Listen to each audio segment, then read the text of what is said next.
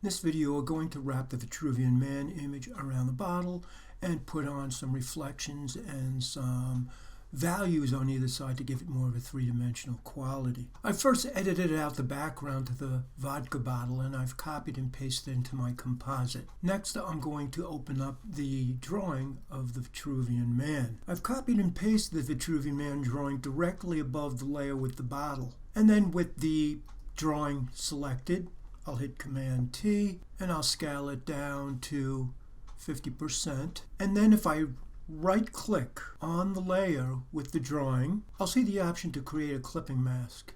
And it'll wrap the drawing around the silhouette shape of the bottle. Now I can return to the document itself and I can kind of center that a little bit better.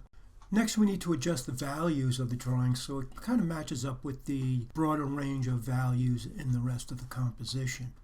To do so, I'll go down to the black and white cookie at the bottom of the layer window and I'll choose levels. And because I only want to affect the layer with the drawing, at the bottom of the properties window, I'll click on the little white box with the arrow that points down. And when we play with this sound wave image here, it'll only affect the layer with the drawing. Now to begin, I'll hold down the Option or Alt key depending on the platform, and I'll click and drag with the light value. And I'll drag just until I start to see some red pixels on the document. Now you could put the number 243 in if you wanted to. I'll go to the other side. Now holding the Option, I'll click on the dark values and I'll drag until I see a pixel range appear there. I'll start to see some yellows, just very slightly, and I've got this set for 52. Now if I wanted to, I could go and adjust the middle values by itself. The reason we hold the Option or the Alt is because it adjusts the middle value in the context of the light and dark as we try to balance our photo. So I've got it set pretty much the way I want. Now I want to maintain a bit of reality here as far as the bottle shape goes. So I'm going to select the Vitruvian Man drawing and I will put a layer mask on that. I'll hit B on the keyboard.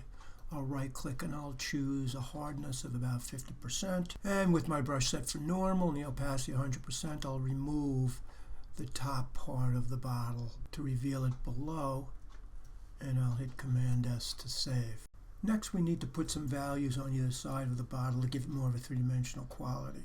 First, I'll merge the levels, the Vitruvian Man, and the bottle layer together.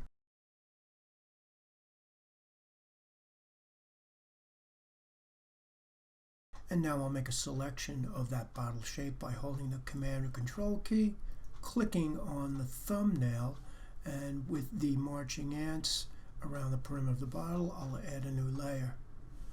Now I'm going to use a color from the woman's dress to add to the right-hand side of the document. I'll hit I to get the eyedropper, and I'll select one of the darker values in the fold of her dress. I'll get my brush, I'll make the hardness 0, and I'll make the size 175, and then with my brush well outside the area of the selection, I'll click and drag down the right-hand side of the selection. I'll deselect and save. First, I'm going to move that new layer slightly to the left. I'll hit V on the keyboard to get my Move tool, and then with my left arrow, I'll click it 4 times so that I see the right-hand edge of the lighter value of the bottle again. Next, I'm going to change the blend mode in the layer window to multiply. Now it's a little dark, so I'm going to drop the opacity. And I'll drop the opacity to about, maybe 80%. I want to put a value on the other side, getting some of the yellows that appear in the composition with the angel. First, I'll duplicate that layer with the value by right-clicking and choosing Duplicate Layer.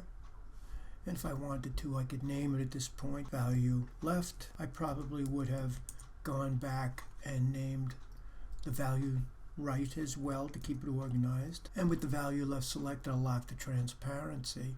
I'll hit Command T to get my transform. And if I were to right-click inside, I can now flip it horizontal. And I'll place it over on the other side with just a little bit of the white valued edge or lighter valued edge of the image below showing. With the transparency locked now, I'll change the blend mode to normal, and then I'll get my eyedropper, and I'm going to select one of the yellows that appear in the composition with the angel. Once I've got that, I'll fill that locked value left with that color by holding down the Alt or the Option, depending on your platform, and hitting the Delete key. It's very opaque. I want to be able to see the drawing through it, so I'll find a blend mode where I can see the yellow a little bit brighter and still see my image. It gets pretty subjective now depending on the value of the color you chose for both of these sides. I'll hit Command S to save. The last thing we need to do for the bottle is put the very defined light that would hit on a shiny surface. We can see actually at the top of the bottle cap here where there are some edges where the light would have hit very directly when this was photographed, the bottle itself. We'll need a selection, the shape of the bottle itself, holding down Command or Control. I'll click directly on the thumbnail in the layer window with the bottle layer, and I'll add a new layer directly above value left, and I'll name it Bright Light. And now I'm going to change my default color on my toolbar to white. I'll get my brush and I'll fill quite a bit of white on the left hand side of the selection. I'm doing that because if we look at the painting itself, the light is falling on the woman from the left. The values on the right are much darker. So we're just kind of using the same light source. Now I don't need all of this. I want a very defined line for the reflection. To do so, I'm now going to hit M on the keyboard, because when I go to the Marquee tool as opposed to the Move tool, I can now use my right arrow, and I'll give it 10 clicks, and you can see the selection has moved, but the pigment has stayed. And now we can hit Delete on the keyboard, deselect, and save. It would be poor design to leave the reflection, that white area, against the edge of the bottle. Now I'll go to my Move tool, and with my right arrow, maybe I'll give it 10 more clicks as well, and the reflection now is more inside the bottle shape as well. Now Da Vinci's work is very soft painting. I need to kind of emulate that with this reflection. So I'm going to go to Filter, and I'll go to Blur, and I'll choose Gaussian Blur. I'll set the radius to 2, and I'll click OK. And I would also like to have this translucent to a certain degree. So I've got a couple of options. I can start by going to Normal inside the layer window and dragging over my layer style options. There might be a choice there, so perhaps I would use overlay, but I could have also left it normal, and I could have played with the opacity. So I dropped it down to 70%. Now again, this is all very subjective depending on the colors and the values you've chosen. Now this is not quite in line with what's at the top of the bottle, so I'll put a layer mask on. I'll get my brush. I'll reduce my brush size to about 80, and I'll just remove some of it up there. It's a bit